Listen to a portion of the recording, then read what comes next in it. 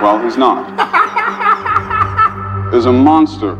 Hey everyone, welcome back to the channel. Today we are diving into everything trending in entertainment. From early reactions to the highly anticipated Joker 2, to the latest buzz in the Game of Thrones universe, and an unexpected Marvel-DC crossover, we've got all the juicy details you need to know. Plus, there's big news for Twilight fans that will have you howling at the moon.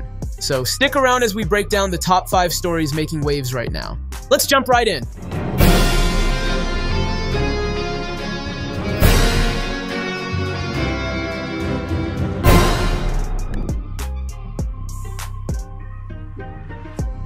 Let's kick things off with one of the most talked about movies of the year, Joker Folie à Deux.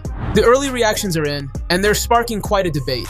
After the groundbreaking success of the first Joker film in 2019, the sequel sees Joaquin Phoenix return as Arthur Fleck, joined by Lady Gaga as Harley Quinn. The movie had its premiere at the 81st Venice International Film Festival, and critics have been quick to share their thoughts. Screen Rant's Joe Deckelmeyer praised the film for defying expectations, calling it unexpected in the best way possible, while John Nguyen of Nerd Reactor loved the jukebox musical style and the dynamic performances from Phoenix and Gaga. But not everyone is on board. IndieWire's David Ehrlich described it as bad on purpose, and The Hollywood Reporter's David Rooney found the film narratively thin. It's clear that Joker 2 is taking creative risks, and not everyone is convinced they're going to pay off. It's okay, baby. Let's give the people what they want. The film seems to be pushing the boundaries of the comic book genre by mixing a psychological thriller with musical elements. While some fans may love this daring approach, others might find it a bit too experimental. As we count down to the official release next month, it'll be interesting to see if general audiences embrace or reject this bold new take on the Clown Prince of Crime.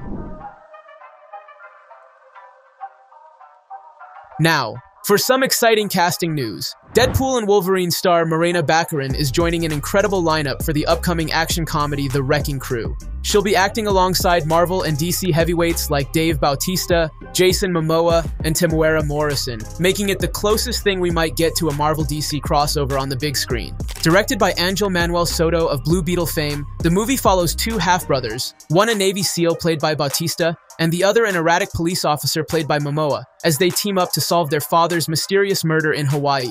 Baccarin is set to play Momoa's girlfriend, who's fed up with his antics, adding a fun dynamic to the mix. With such a powerhouse cast featuring actors from both the Marvel and DC universes, The Wrecking Crew is already generating major buzz. While it's not an official superhero crossover, the star-studded ensemble is enough to get fans from both camps excited. Oof, you're gorgeous, and fierce, and strong, and Hey, you know what? I don't want to die. The film is set to start production this October in New Zealand, and we can't wait to see how this all-star cast delivers. Next up, the master of fantasy himself, George R.R. Martin, is back in the spotlight, not for a new book, but for some spicy criticism of House of the Dragon. In a now-deleted blog post, Martin took aim at the show's decision to omit Prince Maelor, a character from his book Fire and Blood. According to Martin, Maelor's absence could have significant repercussions for the storyline. In the books, Maelor's fate is crucial. It drives several key events, including Queen Helena's tragic decision and her eventual suicide. Martin argued that excluding Maelor from the series creates a butterfly effect, changing the course of the story and potentially undermining future plot points. Though he initially understood the show's reasoning, such as budget constraints and casting difficulties, Martin now seems skeptical about how this change will play out. He even hinted that there might be more deviations in the coming seasons, which could further alter the narrative. Fans are divided on whether Martin's criticisms are justified or if the showrunners are right to make adjustments for the sake of adaptation. One thing's for sure, Martin's comments have reignited discussions about fidelity to source material versus creative freedom in TV adaptations.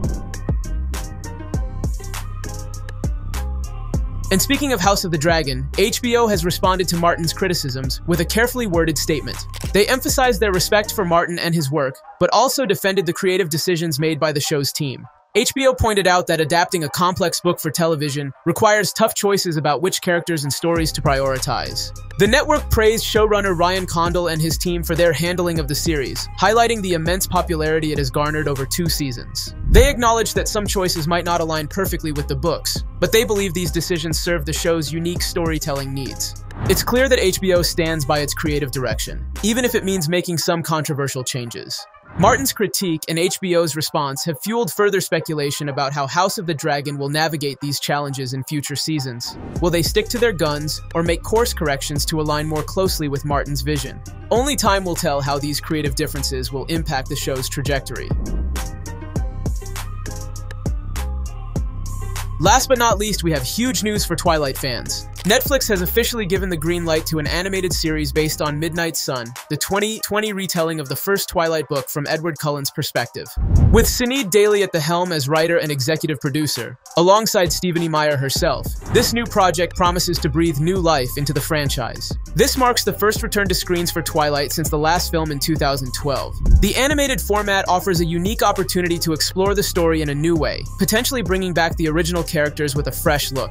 Fans are already speculating whether the characters will be modeled after their movie counterparts, like Robert Pattinson and Kristen Stewart, or if the series will take the chance to reboot with a completely new style. Regardless, this move could set the stage for future adaptations, whether animated or live action, keeping the Twilight saga relevant for years to come. I thought we would be safe forever, but forever isn't as long as I'd hoped.